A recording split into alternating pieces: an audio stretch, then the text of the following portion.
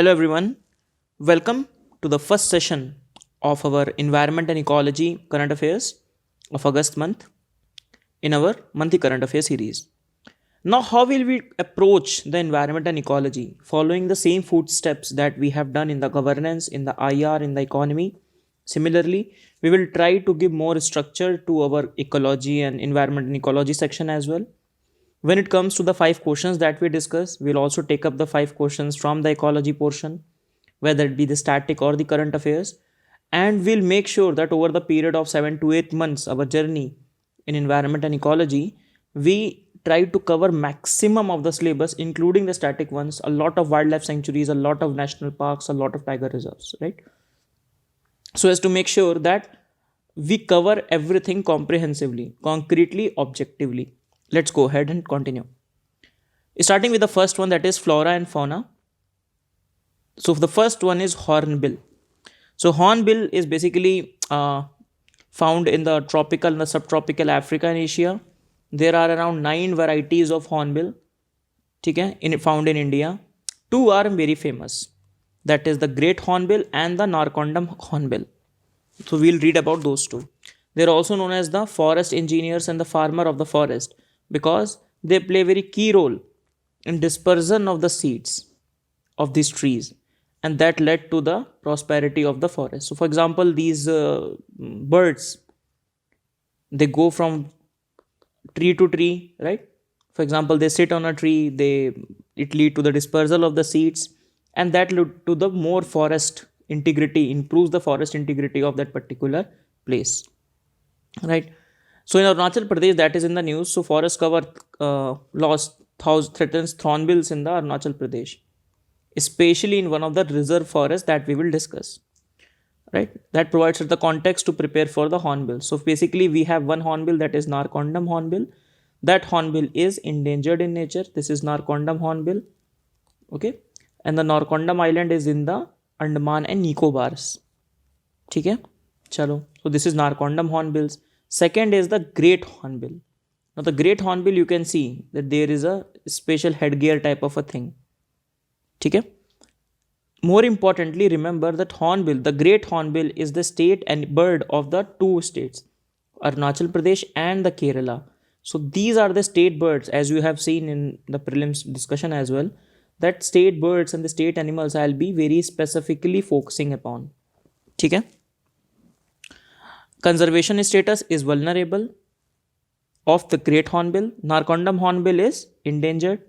Hornbill festival is celebrated in Nagaland. So apart from Arunachal Pradesh and Kerala, Nagaland also, in which the hornbill festival is maintained, and it is thread because of the upper beak. It is used as killing of this and used as a headgear. It is killed for meat, and the meat is used for the medicinal value as well. Illegal logging, for example, if you cut down the tree on which they live, so illegal logging of this also creates a problem for the hornbill. They are also hunted by this Nieshi tribe of Arunachal Pradesh. Okay? So Arunachal Pradesh particular tribe is also responsible for their declining population.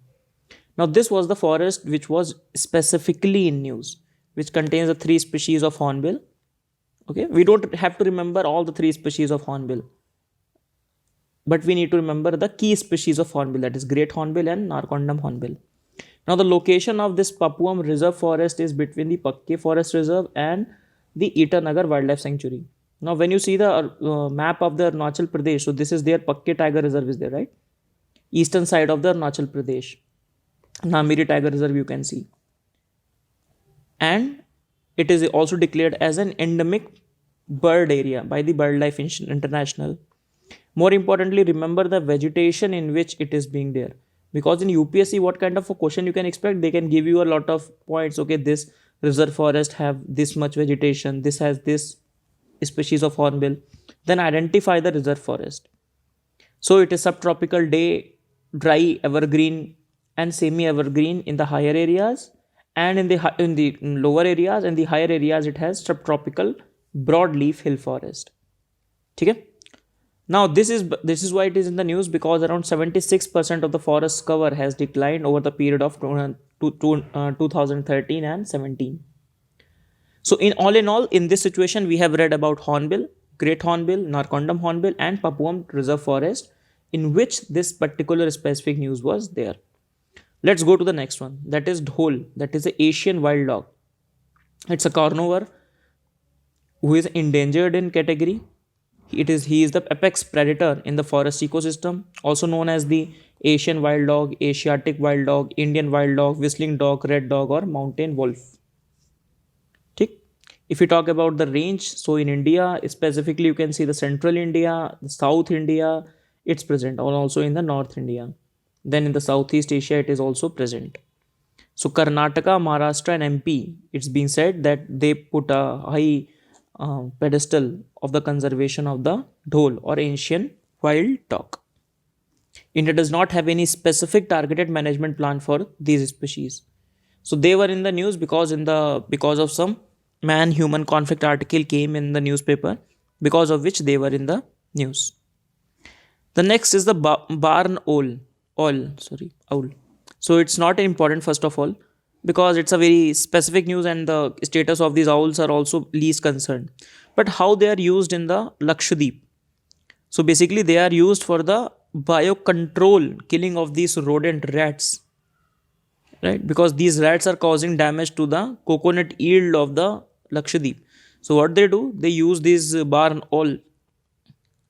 owls as a biocontrol method to killing of these rodents. Okay, this much information is relevant to us, and this information is not important from exam perspective. Going to the next one, this one is important, that is the African cheetah. Now first of all, we need to remember that Indian cheetah is an extinct species. There is no Indian cheetah. It became extinct in 1952. Okay, so why it's in the news? Because African cheetahs have been brought to the Mysore Zoo. Now Mysore Zoo became the second zoo in the India after the Hyderabad Zoo to have a pair of big cats, these African cheetahs. Now it was there in the Mysore Zoo, it died last year, and then they again brought two more. These African cheetahs are good at adapting. In fact, they are said to be very resilient to the climate change. So they do not impact, a lot of impact is not there on these species for the climate change. Yes, obviously the impact will be there, but they are very resilient, climate resilient species, the African cheetahs.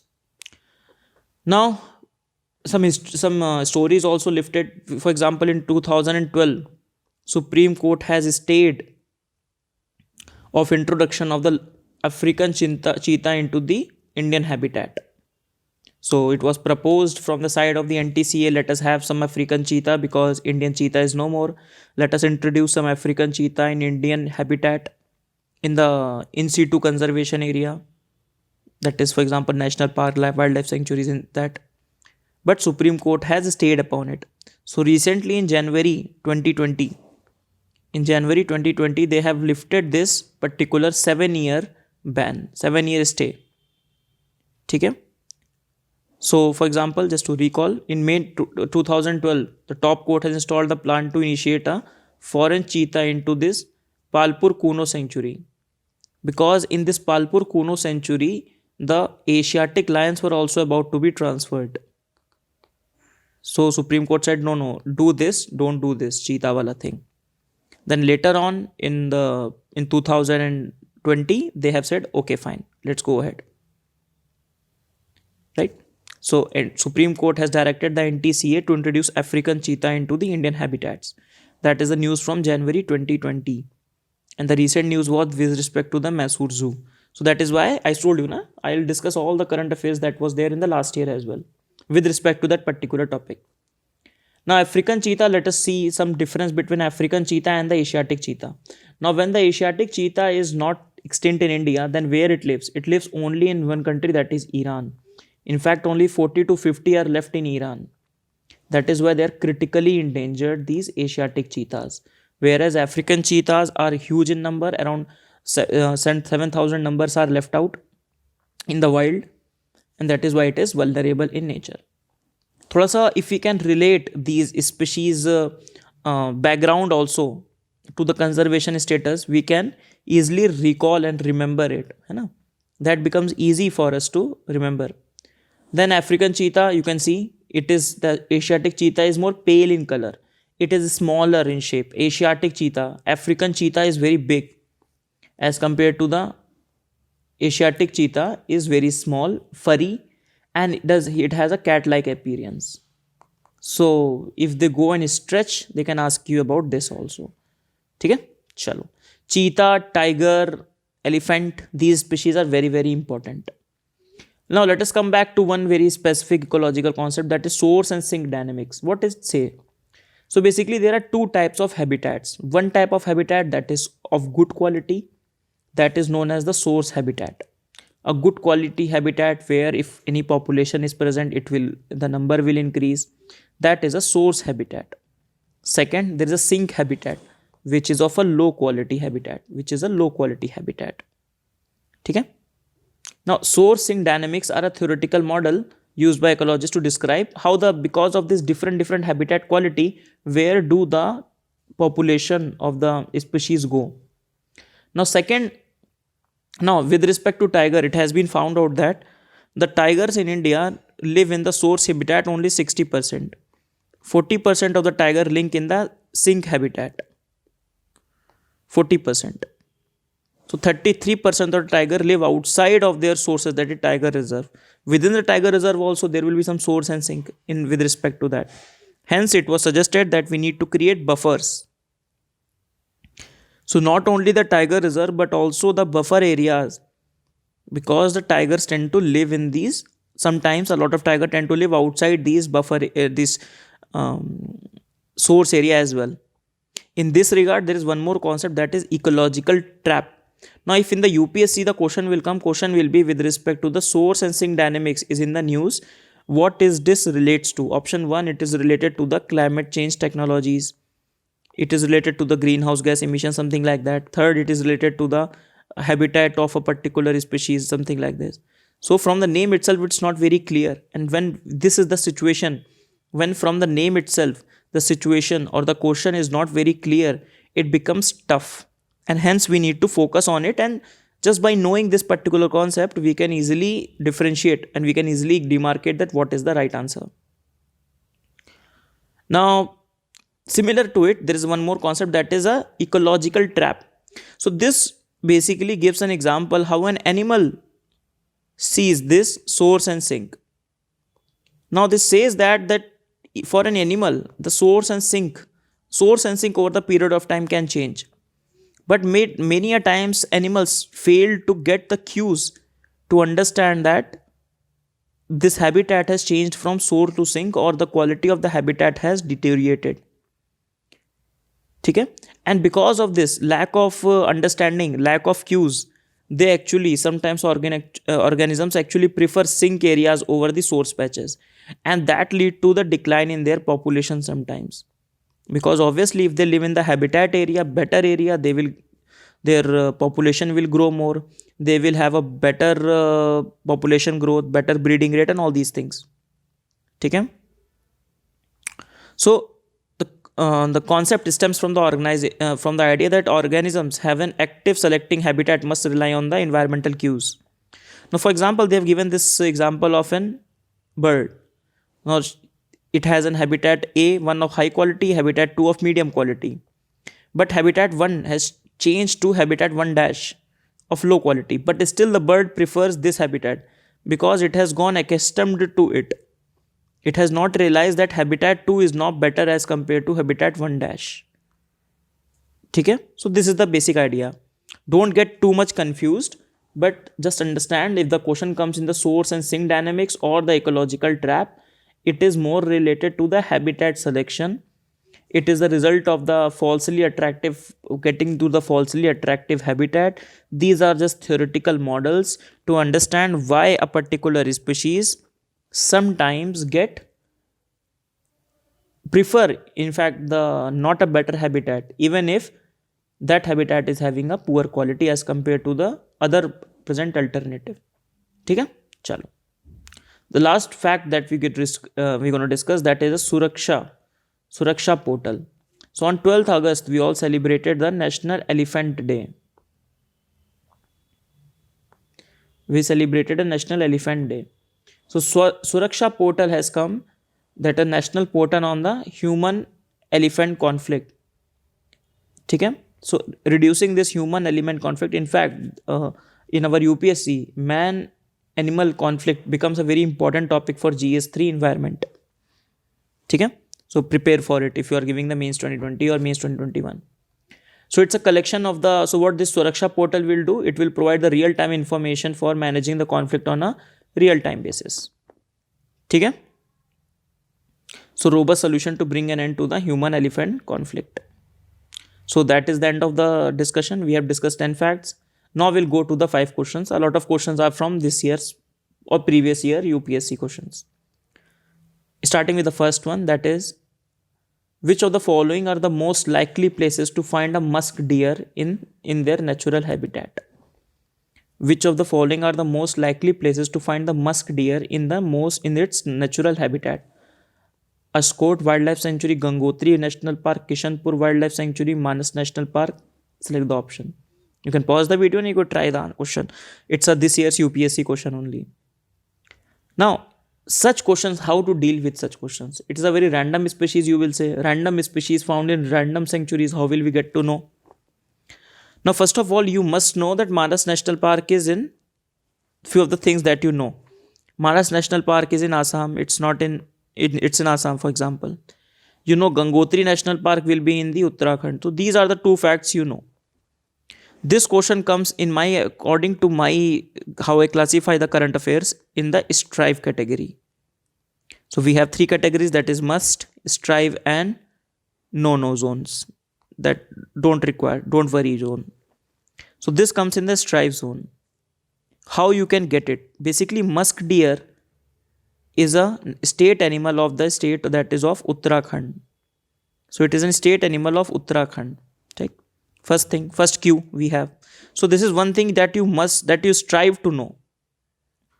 If you know that this species is from Uttarakhand, what you can do, and obviously there are 2 choices here, that means out of the 4, 2 are wrong, 2 are right. Now you know Manas National Park is in Assam, so you eliminate it, so 4th is gone. When you eliminate the 4th, 2 options are gone. Now you know 2 is must be right, because Gangotri you know in Uttarakhand. So now you just need to know 1 or 3. Even if you know about any one of them, your answer will be right. So at least your extra information, this information has helped you to increase your probability of getting the marks from 25% to 50%. And this is what prelims paper is all about. Increasing the probability of getting the questions right. Getting my point? Now, for example, the musk deer is a state animal of Uttarakhand. It's an alpine musk deer. It's a variety of musk deer. It is also found in the Nepal, Bhutan and Tibet. Musk deer, from the musk means a sort of a smell comes from them. So they are posed for musk, for cosmetic products, and it is endangered in conservation status. Okay? Now, at least you have got to 2 points, Ascot and the Kishanpur Wildlife Sanctuary. Now, Kishanpur Wildlife Sanctuary is actually a part of Dudhwa Tiger Reserve, but we don't expect to know, and that is why this question becomes a relatively tough question. In fact, already it was a tough question, but at least you increase the probability of getting the question right, isn't it? Let us discuss one by one all the sanctuaries. The first one is an Ascot, and this wildlife sanctuary name itself is a musk deer wildlife sanctuary. So this Ascot is a wildlife sanctuary that is there for specifically famous for the musk deer only. Okay, it is famous for conserving the musk deer, and you can see the location, Garhwal in Kumayu. It is in Kumayu.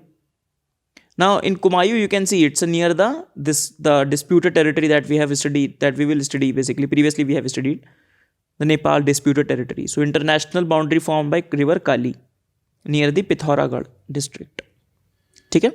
So remember Ascot musk deer wildlife sanctuary. So why we are reading this? We are reading this so that in future any question comes in our areas peripheral to it, we are able to get it. So that is the idea. We have to learn from the UPSC questions, previous UPSC questions. We need to build our content based upon what is previously being asked. So for example, previously they have asked this part. Now we can go a bit beyond and we prepare like this, so that next time any question comes, we are able to make educated guesses on it. Next is a Gangotri National Park. It is in the upper reaches of the Bhagirathi River. You can see that is in this area of Uttarakhand. Both are in Uttarakhand. It is a home to snow leopard. We snow leopard today all will see. Musk deer, Himalayan tar. These things are also found in this particular national park. Next is your Kishanpur Wildlife Sanctuary. This wildlife sanctuary is a part of the Dudhwa Tiger Reserve, as we discussed. You'll find tiger, leopard, swamp deer, all these things here. Manas Wildlife, we'll discuss more. You can prepare from the Tiger Reserve series in the prelims impetus that we have created. Okay? Or we will discuss it as we move forward. So let us see what is the answer. Obviously the answer is Ashkot and Gangotri. It is in UP. Manas is in Assam. And you get an answer 1 and 2. It was a tough question, but it will become the part of the Strive 1. If you get these questions right, your probability of getting the selection increases drastically. Okay? So this is a very good thing. Chalo, let's move. In a particular plant species, if a particular plant species is placed under the Schedule 6 of the Wildlife Protection Act 1972, what is the implication? Okay? Wildlife Protection Act becomes very important act. In fact, all the provision, all the relevant provision, for example, what are the institutes that stems their origin from this Wildlife Protection Act, what are the conservation areas are mentioned in the Wildlife Protection Act, what are the different schedules are there in the Wildlife Protection Acts are very, very important. This thing I have highlighted multiple times when we were reading the current affairs of the previous year. Okay? So these are the things that you need to focus. Chalo, let us have the discussion on this. So let us discuss the schedules of the Wildlife Protection Act. Actually, the whole Wildlife Protection Act we will discuss in parts in this particular session. So basically at the end of our 8-month journey, we will discuss Wildlife Protection Act, EPA and all the other important wildlife legislations that are there, environment related legislations are there. I'll try to cover it from different perspectives. But that will be my approach so that I can cover maximum of the things. So Schedule 1 and the Part 2 of the Schedule 2. Remember, Part 2 of the Schedule 2 gets the absolute protection of the animals and the species that are mentioned in there. So very high penalties and very high punishments are there if you kill these. Then in the Schedule 2 also protected, but not as much high protection as the Schedule 1 Part 2. Similarly, Schedule 3 and Schedule 4 also, the animals are there and protected with a relatively less penalties. So what you can make a graph, you can make a small graph for your understanding. So this is Schedule 1, this is Schedule 2 Part 2, this is Schedule 2 Part 1, this is Schedule 3 and this is Schedule 4. And this is the declining level of protection. Highest protection given to Schedule 1, species mentioned in Schedule 1. Then second highest to the Schedule 2 Part 2. फिर Schedule 2 Part 1. फिर Schedule 3, Schedule 4. Right? It's been designed like that. Then in the Schedule 5, we have the vermins which can be killed. For example, rat and rodents and all these. For example, rhesus monkey sometimes are being ordered to be killed. So these are the vermins which have a negative impact on the, for example, trees and for example, crops and all these. So permission is given and they can be killed. They can be hunted. In these schedules, there can be no hunting. Then in Schedule 6, we have the plants and the derivatives whose cultivation, collection, extraction is prohibited. You require a license for the cultivation, collection and extraction of the plants which are mentioned in the Schedule 6. And hence the question was asked that Schedule 6, the license is required for the plants. From the Wildlife Protection Act also stems a lot of protected areas, that is the National Park, Tiger Reserve, Wildlife Sanctuaries, Conservation Reserves and the Community Reserves. All these are there in the Wildlife Protection Act. Biosphere reserves are not part of it. Ramsar sites are not part of it. Okay? Then there are a lot of statutory body that trace their origin from the Wildlife Protection Act. They are a statutory body because they are mentioned in this particular act, such as National Board for Wildlife, National Tiger Conservation Authority, Wildlife Crime and Control Bureau and Central Zoo Authority, We'll discuss whenever the opportunity comes. We'll discuss all the institutions and all the protected areas as well. So don't worry about it. We'll discuss everything on these two fronts. ठीक है, चलो. So the question is, a license is required to cultivate that particular plant. Next question is with respect to snow leopard. So the question is, consider the following statement with respect to snow leopard. First, the snow leopard is classified as endangered by IUCN. Second, they are found in the 12 countries including China and India. The fourth steering committee meeting of the Global Snow Leopard and Ecosystem Protection Program was held in India.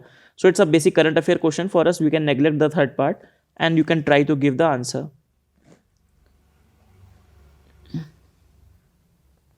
Now, let us discuss about snow leopard. Now, snow leopard, first of all, it is a vulnerable species. ठीक है? Snow leopard is a vulnerable species.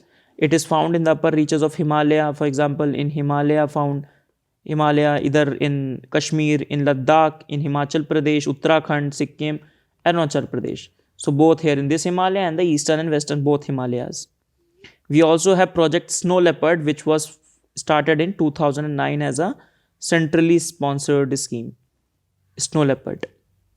Now, snow leopard is important. Why? This is I want to highlight and I want to focus of all the species that are there, all the state animals, slowly and slowly. So again, that's commitment that over the period of 7 to 8 months, we'll cover all the state animals. For example, today we have covered Himachal Pradesh, today we have covered Uttarakhand, we have covered the state bird of Arunachal Pradesh and Kerala, and similarly, we'll do almost all of them.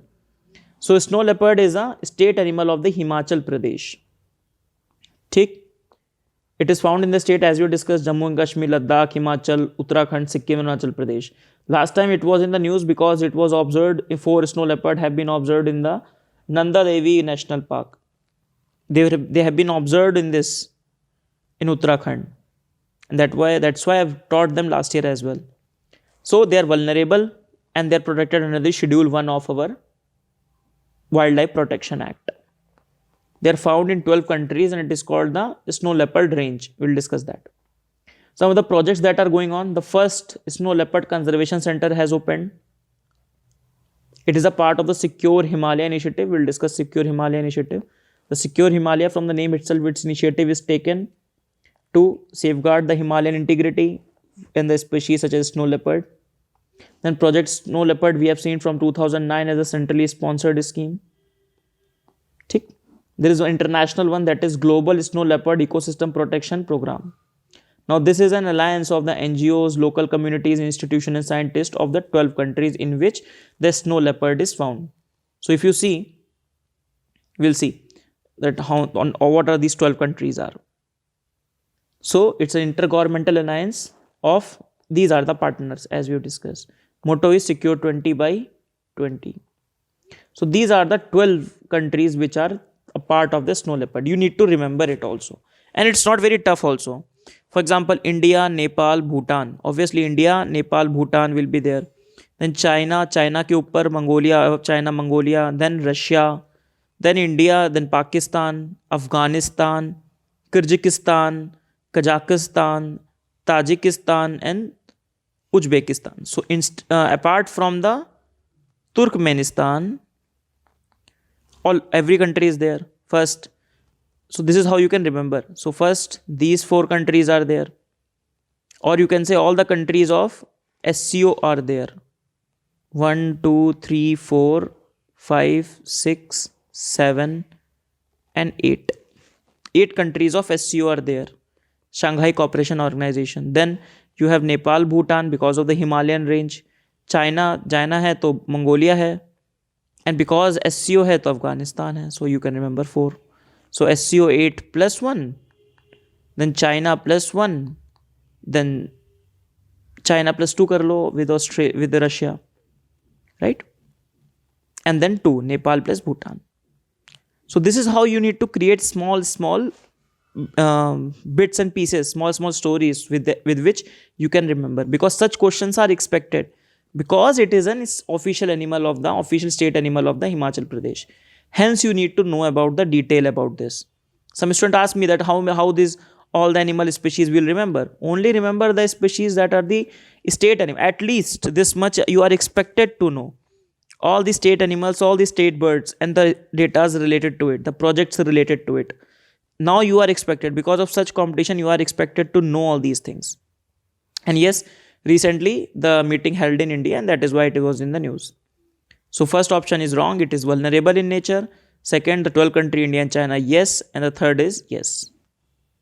Let's go to the fourth question. Standard and the quality of the drinking water supply in India is prescribed by. Standard and the quality of the drinking water supply in India is prescribed by Bureau of Indian Standards, CWC, Central Groundwater Board, and Department of Water Conservation. Very easy question, because it is you just need to know, because it's a tough question actually. But if you have just read the news, you will get an idea. For example, it was in the news in the August month, that is the Bureau of Indian Standards draft they have presented of the drinking water quality. Okay, so what should be the different parameters that need to be there, right? So this is the BIS. When the draft is there, when the exact values are not there, so you don't have to worry. If there would have been exact values, then we would be more focused on it. So just remember that BIS gives the guidelines and the standards for the drinking water supply. So that is your first answer. The last question is with respect to elephants. This is the UPSC 2020 question. Good question, in fact. Tough question. You can make it a no as well, and you can make it a strive as well, in between these two. With reference to Indian elephant, which of the following statement is right? Leader of an elephant group is female. The maximum gestation period can be 22 months. The elephants can normally go on calving till the age of 40 years only. Among the states of India, the highest elephant is in Kerala. Elephant population is in Kerala. Now, what I have taught last year, if a lot of students of the previous batch also, I have taught that Karnataka has the highest number of elephant population. So from that fact, at least you can eliminate two of these, this and this. This is the information that I have provided, right? Rest you have to guess on your own. Okay?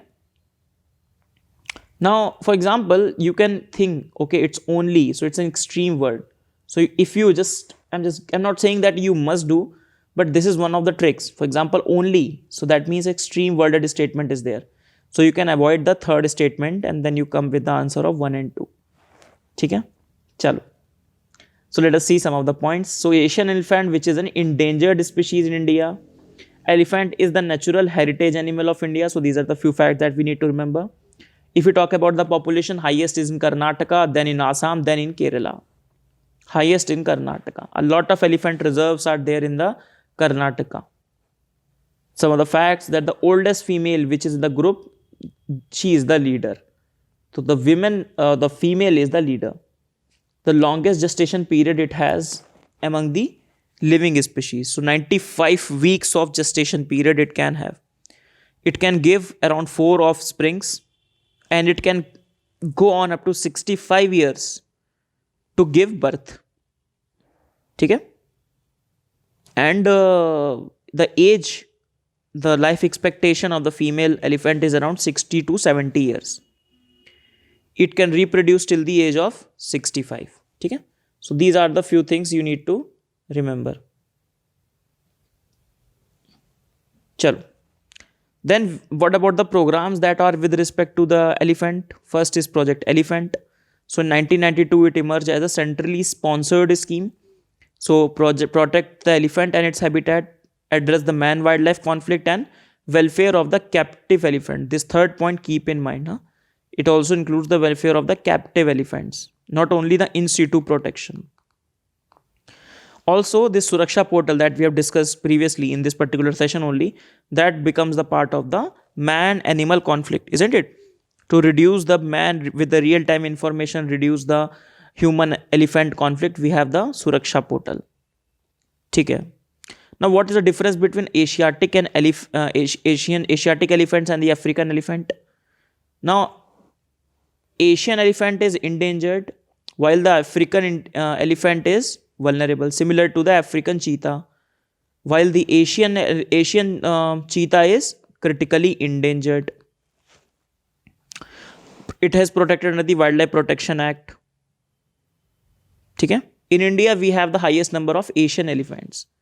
Asian elephants are also found in Sumatra and Sri Lanka, but in India, we have the highest number of Asian elephants. Some of the characteristics, if you compare, so for example, the Indian elephant is smaller in size, right? If you see the ears of the African elephant, so it is in the nature, it is in the shape of Africa also, very huge ears. So ears cover the soldier, and we do not, here they do not cover the shoulder. Then a lot of details are not too much important, but you can remember it. ठीक है, तो same 2 lobes of flesh, 1 lobe of flesh, not too much required. But just remember that Asian elephant or Indian elephant is a smaller in size as compared to the African elephant. And on 12th August, as we discussed, we have celebrated the World Elephant Day. ठीक है, चलो. So the answer is 1 and 2 only, and the 3rd and 4th is wrong. So from this question, at least, but it was a tough question actually. So it comes between the strive and the final part, no part. Chalo. So that's the end of the session, everyone. We will try to take up the ecology from this angle only. We'll try to take up the things from very objective but very comprehensive perspective. Okay. So in that regard, some of the times the questions and the explanation can go a bit more lengthy in the terms of the content. Content can be very intensive, but make sure that this is very relevant. This is highly relevant, in fact. Okay, let's revise it out. So we started with a discussion on hornbill. So hornbill, Narcondam hornbill, great hornbill, and the reserve forest that was in the news, that is Papum Reserve Forest. Remember the vegetation of it, right? So that thing you can remember. Then the dhole and the Asian wild dog that we discussed. Then the next one, that's a barn owl. Then the African cheetah, the difference between African and the Asian cheetah that we discussed. Source and sink dynamics and the ecological trap that we discussed. That what is the difference between what is the understanding of these two things, so that if the question comes, we are able to get it. Then the question on Suraksha portal, question on musk deer was asked. So musk deer and or related wildlife sanctuary, Kishanpur Wildlife Sanctuary, Gangotri National Park, and Ashkot Musk Deer Wildlife Sanctuary we have read. Then one question we have discussed, Wildlife Act, WPA, Wildlife Protection Act. Then snow leopard, we discussed the state animal of Himachal Pradesh. And then which global snow leopard ecosystem project, ecosystem and protection program. And then we read about who prescribes the drinking water quality, then Asian elephant, and the last question was related to elephant.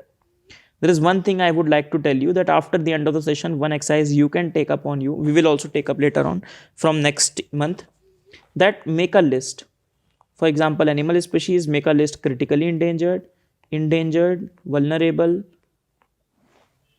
and least concerned is not very important, but critically endangered, and vulnerable. At least make these 3 lists and mention only those species that you have read in your current affair, or whatever I have discussed, or whatever source you take.